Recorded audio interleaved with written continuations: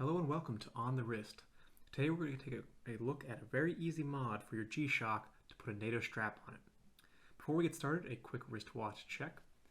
Today I am wearing my Seiko Presage Cocktail Time on a rubber dive strap. There's a link to the review of this watch on the upper portion of the screen. One thing I want to mention is that this is not a sponsored video. I have no relation with any of the vendors of these materials. I just thought this would be interesting to share. So, with that in mind, let's get to it.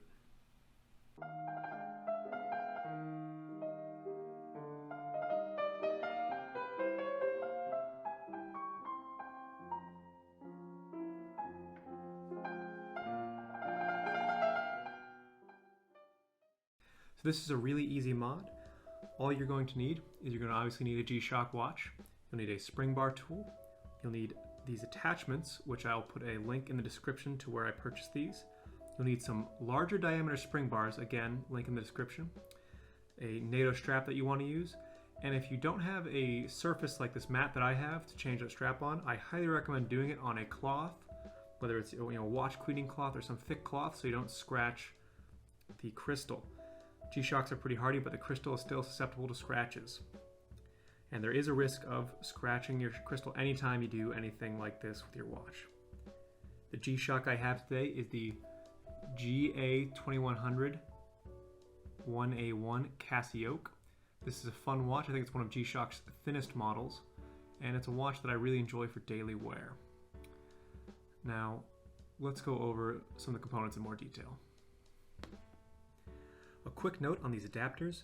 I purchased them from a website called Vario, and they did take about 3 weeks to arrive, but they work with a whole range of Gshocks. I'll put them all in the description, but these work with pretty much any Gshock that has a 16mm lug. However, when you purchase these, be sure to purchase large spring bars, and what I mean by large is large diameter. These are 1.8mm in diameter, 16mm, sized for 16mm lugs. You want this large lug diameter, large spring bar diameter, because this hole is fairly large. And if you have a smaller spring bar, which are typically around 1 to 1.2 to 1.5mm in diameter, there's going to be a lot of rattle, and you don't want that with your Gshock. So I think you could even go up to a 2mm diameter spring bar, but I was unable to find those in my searches. Alright, let's get to the process. Alright, so we'll start by taking our Gshock. If you're doing this on a surface that might scratch the crystal, I recommend laying down your cloth so you don't scratch it and placing the watch face down on that. I'm going to remove that because it makes it kind of difficult to see, and this surface is clean and safe. So this Gshock has quick release spring bars here and here. So those are fairly easy to open. I'll take my spring bar tool. If you have a watch that does not have these quick release spring bars, it's important to have a fork that's very sharp so that way you can actually grip the spring bar. But either way. So for this watch, we can depress the quick release and slide the strap out, shimmy it a little bit. Comes off very easily. Do the same for the other side. And just like that, we have the watch separated. So we will take our larger diameter spring bars. We'll take one of the adapters, grab the spring bar, put it through the hole, and try and get it to stay in there. It's helpful if you have tweezers to grab them. And then the trick is put one end of the spring bar into the hole, put the adapter in, so that way you have one end of the spring bar engaged in the hole. It holds it in place. Take your spring bar tool, press back the spring bar, and get it into the lug. Once you have it below the lug, you're going to have to move it around until you hear that positive click. That's how you know it's in place. So one complaint about these adapters is without the really thick diameter spring bar, like even with the 1.8 here, there's still a lot of wobble, and there's a lot of side-to-side wobble as well. So it's a sort of a universal adapter, so it's kind of to be expected, but you'll see once the Nato strap's on there, the wobble isn't noticeable. And it's still very secure. I'm not afraid this is going to come off. So we repeat this for the other side.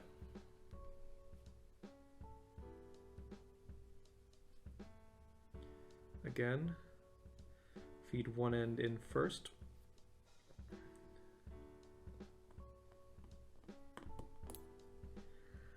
Just like that.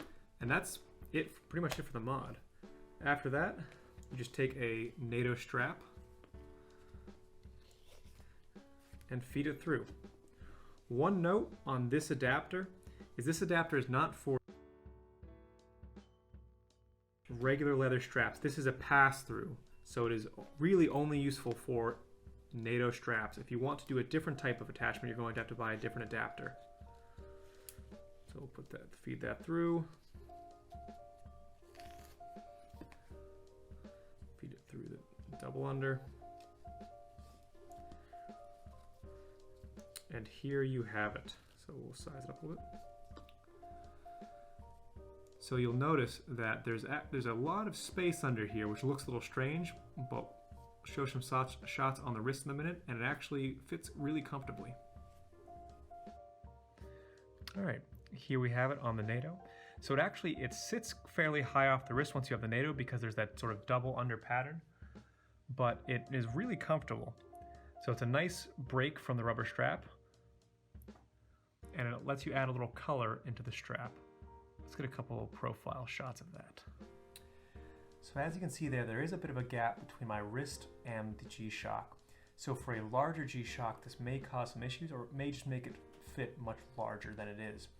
That being said, this nice angle down from the lugs does help keep it tight to my wrist, which is 7¼ inches. So it still fits quite nicely as far as the profile goes, but it sits higher, which is something to note if you have a thicker, larger Gshock.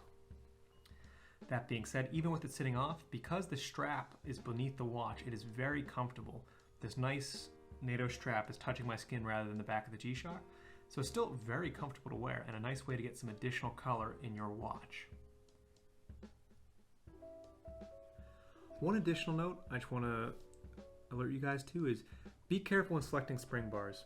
Make sure you get the proper width, and also the thick spring bars have a larger collar.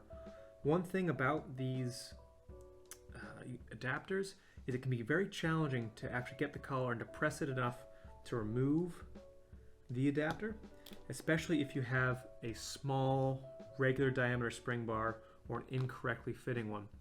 So the larger diameter spring bars will have a larger collar here to help you depress it, as well as it'll be, if they're properly sized for a 16mm lug width, that'll help you remove them at the end. So this is just a quick, easy, cheap mod for your Gshock to add a bit of variety. You know, these adapters cost about $10 each, $5 shipping, and these thick spring bars I got for a couple dollars on eBay, where I'm sure you can get them at any number of places. So, just a couple warnings is these are universal adapters, so they may not fit perfectly on all models. Please check the website before you purchase it for your own Gshock, and be wary of how high it's going to sit on your wrist. So it will have some extra height added to the wrist presence. Well, I hope you guys enjoyed the video. If you have any comments or questions, please post them below. Thank you for watching. This is OntheWrist. I hope you enjoyed the video. Thank you.